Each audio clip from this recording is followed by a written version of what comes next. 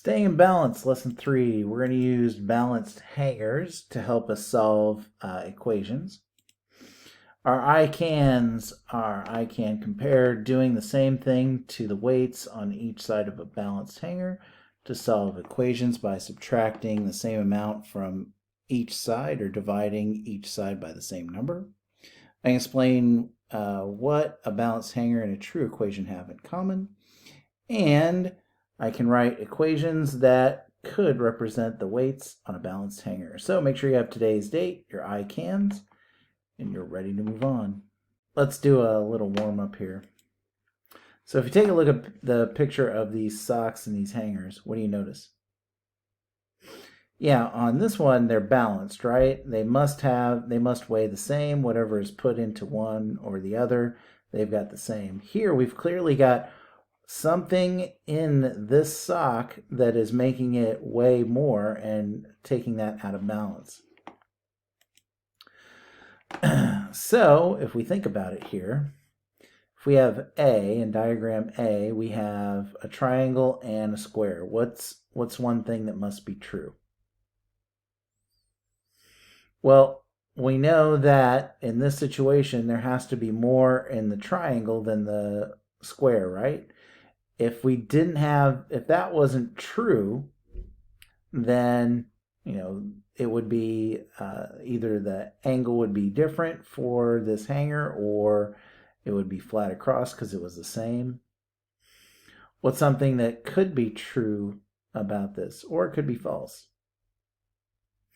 Yeah, it could be that this is twice as heavy as this. This could be 1/3 of the square, could be 1/3 of the triangle.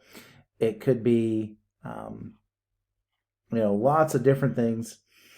Hard to tell based on how far it's turned. You really have to know exactly how much each of those weighed in that situation. What about what cannot possibly be true? Well, we know that these two shapes are not equal to each other. It is not possible. What about here? Well, in B, we see that 3 of those squares is equal to 1 of the triangles. Means that whatever the square is, 3 times it will make the triangle. The magic number here could be 2, and this could be 6. Or it could be a lot of other things. What's not possibly true? That whatever number is in each of these has to be something that makes that 3 times it makes this. It can't be something else. So in other words, 3, if each of these is 3, this can't possibly be 10 because 3 times 3 is 9. This can't possibly be 10. This would have to be 9. Let's match some equations and hangers. So here we have something plus 3 equals 6. 3 times something gives us 6. 6 is equal to something plus 1. And 6 is equal to 3 times something. So which one's going to go for each one? Well, we need something plus 3 gives us 6. Well, all of these have a 6 in some way, right? This has 3 x's, but there's something else with it because it's something plus 3. And actually, it should be this. It should be y plus 3 gives us 6. What about this one? 3 times something gives us 6.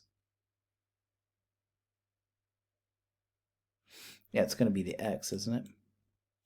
Because there are 3 of the x's. We don't know how much is in each of them, but those 3 together makes the same as the 6. What about 6 is equal to something plus 1?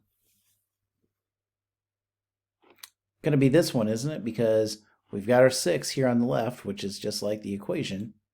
We've got something and then one more. Does that mean that z goes here? It does, because again, it's just like we had here, except that the difference is that we have the 6 at the beginning of writing the equation, and here we had it at the end. Here we've got it at the beginning, and here we had it at the end. Okay? So what's the missing number in each of these? Yeah, here we're missing a 3, right? What about here? Yep, 2. What about the W? 5. And here's the 2 again. Yep. So those diagrams are kind of a way to help us get to what how they relate to equations. So we have some other ones here, and I want you to think about what the equation would be for them. What about A? Yeah, so it's 3 plus that x gives us 8. Why is that true? Well, we know we've got one weight that's just worth 3, and we have just one x. So because of that, it works out exactly like it should. It should be an addition sentence. What about here? Yeah, we've got 12 is equal to, we've got 2y. How does that work? Well, we've got y times 2, or 2y is going to equal 12. So that way that each of these is worth some part that if you take both of them together, it's going to make this. You could have y plus y, but you know, really should start compacting things into shorter ways of writing. One thing that mathematicians like to do is get things written as quickly as they can. What about here? Yeah, we start off with 11, and we've got 4z. Why is it 4z? Well, again, we got z's, and we've got 4 of them. 4z is going to make 11, or 4 times the z. What about this last one? Yeah, 13 and 4/5. I'm running out of room, so I'm going to write it below. Equals, it's going to equal w plus 3 and 4/5. How do I know that? Well, because I've got one chunk that's the w, and then I have a chunk that's 3 and 4/5. Together, they make this total. If you want some more practice with these, this link will take you to where you can do some more trickier puzzles, kind of like the one here. It is fantastic. This isn't really during class, so you can kind of just go and do it as you choose. So that'll be a link that pops up in the question right now. All right. So either you finish that one out, or you have come back to finish out the rest of this lesson. Let's take a look at this. What do we got for these? How are these going to look different?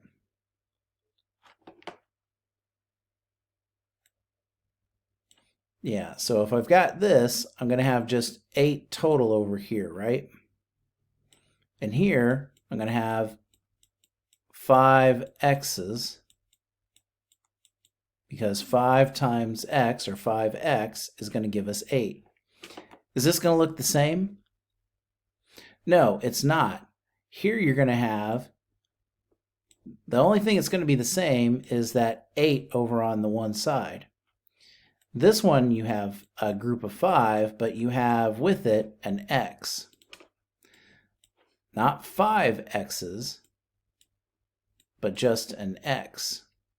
So if you've got the 5 and the x added together, that gives you the 8. So even though they have the same things, you got 5, you've got x, you've got 8, they're very similar in that way. This one's saying something completely different. This is saying 5 groups of x will give you 8. Whereas this is saying take 5 and tie it to an x and you'll get the 8. So it really is, you know, paying attention to this will help you with proving whether these are true or not. Well, for as many questions as there were, this one flew by pretty fast. So, hey, thanks for watching. I hope you did take some time to go through and do those ones. If not, back up the video a little bit and go to that link. And it should pop up again right now. Otherwise, I will see you later.